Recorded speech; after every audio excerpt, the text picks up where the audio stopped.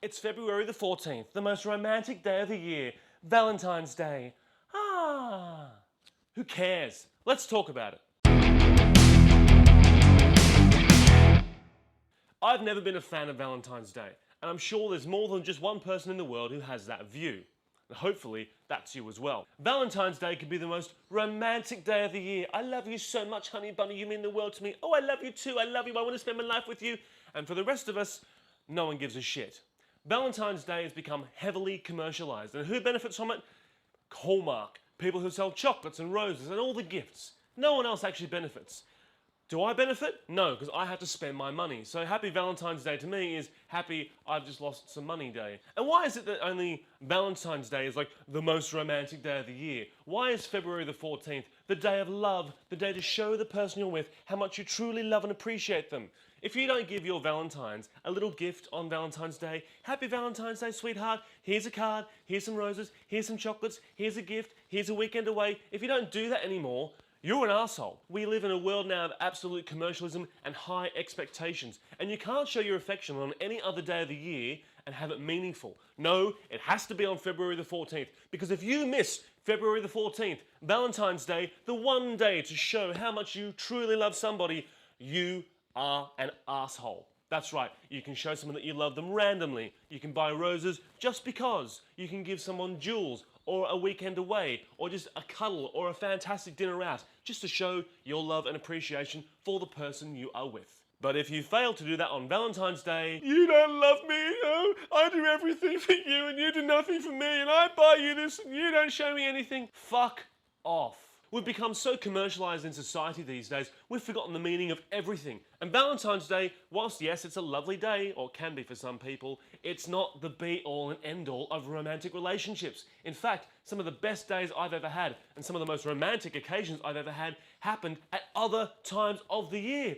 Surprise, surprise. For example, the day that you ask somebody out and they say yes. The day that you know you fall in love. The day that you just surprise somebody at home because you know they had a rough day and I saw some flowers and I thought of you and there they are. Those are some of the most memorable and romantic occasions that I know I've experienced, and none of them, and I quote, none of them have been on Valentine's Day.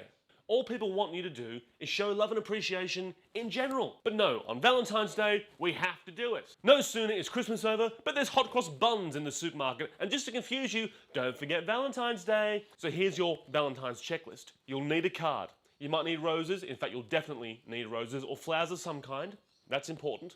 You might need chocolates. Most women love chocolates. Let's be honest. Guys, we tend not to give a shit. Give us a blowjob, we'll be happy. I'm actually kidding, because there are some men out there that just couldn't care about blowjobs. Said no man ever. Valentine's Day can be a happy occasion if you're with somebody.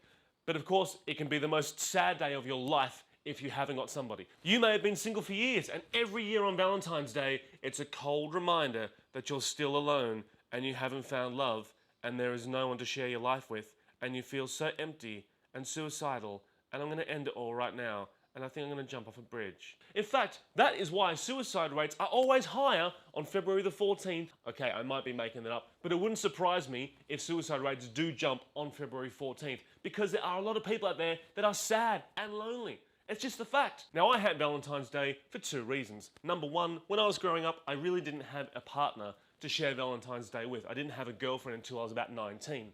So there's always been that kind of stigma attached to it. But now as an adult, I hate it even more because of commercialism and high expectations. Oh, look at this. George gave me some roses and my favourite chocolates. He's such a sweetheart. Oh yeah, well Rory gave me Tiffany diamonds and a Swarovski ring. Fuck you, George. Why'd you only give me roses and chocolates? Why don't I get a fucking Swarovski ring? Huh? Bastard. High expectations. And it isn't just a problem with Valentine's Day. Valentine's Day, of course, symbolises love. You know, the love between one person and another person, which is great. But unfortunately in society, the way we have grown is love is not enough. Oh my God, I love you so much, you're the most perfect person for me. We both love this, we both love that, we've got the same interest in music, we both love exactly the same things, but oh, hang on a minute, you like going to a hot environment and you don't want to be in a cold environment like I want to be with. We can't be together anymore. We have become so disconnected in the world these days. It's not about love anymore. It's about fucking money and security. You know, when you're in your teens or your 20s, it's so easy to find somebody attractive and to fall in love with somebody because you've got that innocence about you. But you get to your late 20s, your early 30s, your mid 30s, and that all changes. You become quite jaded. And do you know how hard it is to find a decent relationship when you are in your 30s or older? It's fucking hard. And do you know why? It's because you've been burnt through your life. You've either been screwed around by men if you're a woman, or you've been fucked around by women if you're a man. You've lost the love of your life. You've just had bad experiences. You've been bullied. You've been put down. You've been screwed over. You've been divorced. Whatever the case may be. If you haven't had a happy relationship all of your life that you're still lucky enough to be in, bastards, you are a jaded person. You might not realize that, but there's probably a part of you that is definitely a jaded person. It's all about money and security and everything else like that. Oh my God, yeah, he's nice, but I can put a roof over my head, so for that reason I love him even more. We have become so fucking disconnected, and that's not the problem of Valentine's Day, that's just love in general. We've forgotten how to love. We now love with our fucking heads. It's all about money and security and what kind of a car have you got and what kind of house can you provide and how much money will you have for the future, what your goals and aspirations are. It's no longer about, wow, I had this amazing feeling for you and I just want to be with you because you make me feel amazing and I get this incredible buzz around you. It's not like that anymore. People don't give a fuck. Society's changed and I'm over it. And why is it that the relationship that you want is a relationship that you can't get, and yet the relationship that you don't want is the one that you can't get rid of?